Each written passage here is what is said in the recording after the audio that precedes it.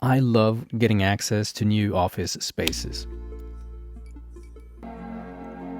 Even though it's just for temporary rental, it can be a small corner in my basement, a cubicle in a shared space, or a closed-off one-player office.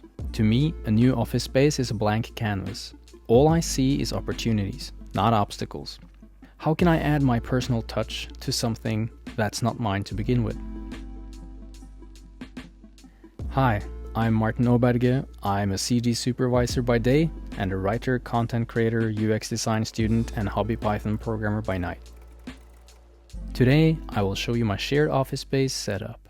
The space I'm about to show you has been my main work setup ever since we moved from Oslo in May 2021. If you've been following my channel, you've seen it evolve over time. If you haven't been following the channel, remember that a kitten is born every time someone subscribes. And that's a fact. So if you like kittens, please consider subscribing. Moving was a perfect opportunity for me to get out of my house and back into the office. With the new office, I got more space to play with. A bigger desk and a bigger cubicle is way more than what I'm used to from setting up my small IKEA desk in my basement. The original setup in my office was corporate and a bit bland, so I knew I needed to change it up a little.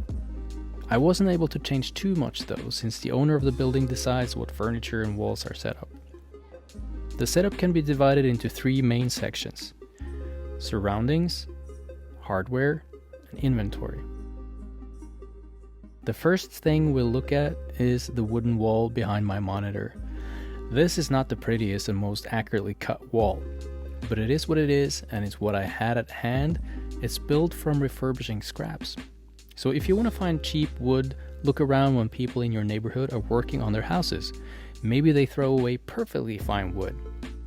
The wall is built from floor panels the landlord wanted to get rid of.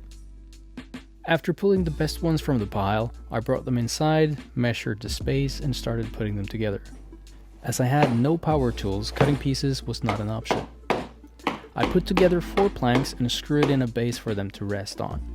This means I sacrificed some aesthetics for practicality. If your eyes are bleeding at this point, I'm terribly sorry. Then there's the desk. It's a hollow, cheap laminated desk. This is a bit flimsy, and when you tighten the Elgato or microphone arm, you have to be careful not to ruin it. It's a standing desk at least, so I can raise it and lower it to make sure my posture is not the same throughout the day. 2 computers are hooked up to the 27-inch HP Elite display. I'm looking into replacing this monitor with a higher-end one, like the Asus ProArt display or a BenQ display. I'll hang tight a little while to see if Apple releases a lower-end alternative to the XDR first though. One Linux box is hidden away while the MacBook rests on a 12 South Park slope. If you want a budget alternative to the slope, you can get a plastic white IKEA Isberge stand. It does the same thing at a slightly different angle. Actually, it's multi-angled, so you can use it in 2 different ways. For $3, that's a pretty good deal. Naturally, this causes some cable chaos.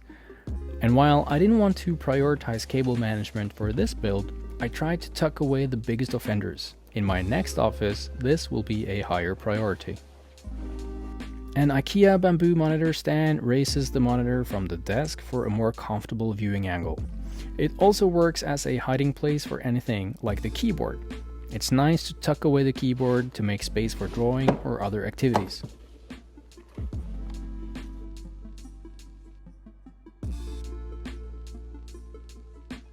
I use the Keychron K3 wireless keyboard.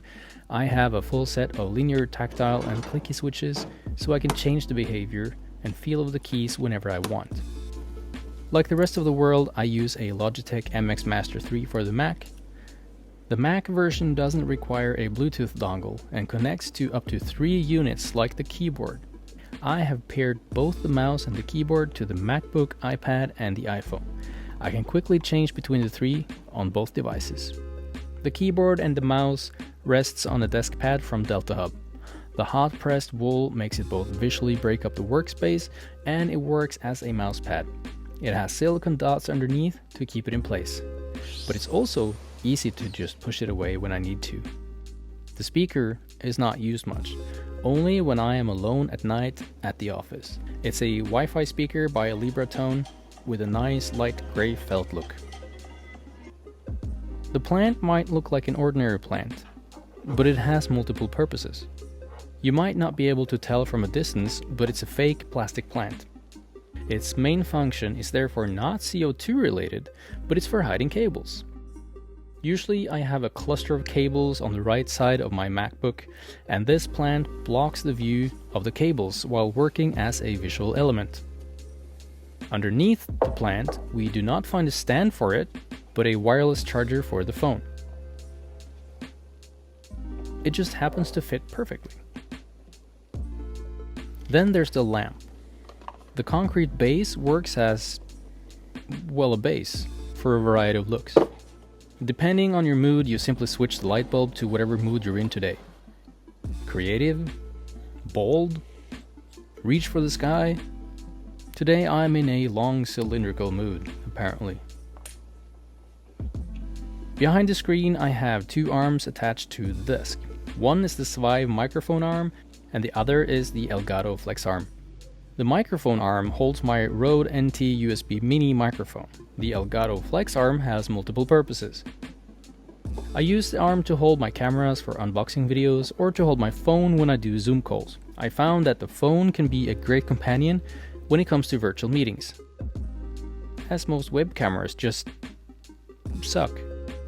This small cube shelf has a single purpose, and that is to house my trusted Panasonic Lumix GM1.